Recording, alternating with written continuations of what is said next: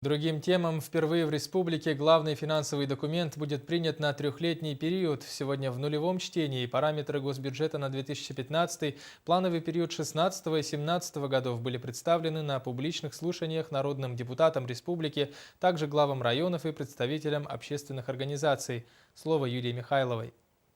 Все 3 года бюджет ожидается дефицитным. Больше половины собственных доходов при этом, по прогнозным расчетам, будет направлено на выплату заработной платы работникам бюджетной сферы с учетом инфляции и исполнения других социальных обязательств. В 2015 году мы должны ликвидировать очередность в детские и дошкольные учреждения. Второй приоритет – это аварийное ветхое жилье. По тем домам, которые были признаны аварийными по состоянию на 1 января 2012 года, этот список достаточно большой и требует также очень большого объема капитальных вложений. Это строительство нового жилья, по сути. И третье направление – это задача, которая поставлена перед правительством главой республики: ежегодный ввод не менее 10 школ.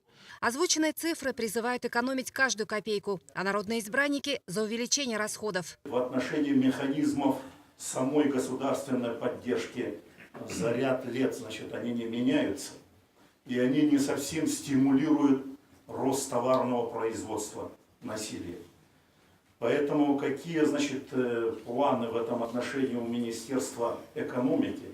Например, и по молоку у нас сколько лет уже 18-20 рублей держится.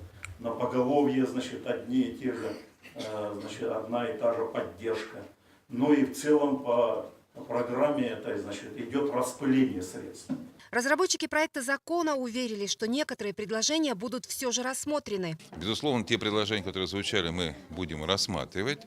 То, что подчеркнул председатель Государственного собрания, и, в общем-то, это отражено и в законе о бюджетном процессе, те поправки, которые вносятся по рассмотрению расходов, должны иметь четкое финансово-экономическое обоснование, в том числе и предложения по источникам финансирования.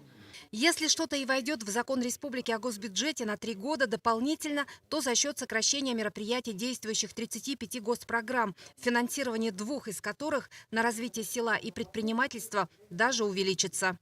Где можно взять недостающие средства? Сегодня депутаты даже предложили пересмотреть подход к формированию государственного долга. Да? Александр Сергеевич Уваров предложил до 70% увеличить государственный долг. Будем обсуждать. Проект закона прошел нулевое чтение. Впереди ключевое обсуждение в первом чтении. Юлия Михайлова, Иван Семенов, НВК «Саха», Якутск.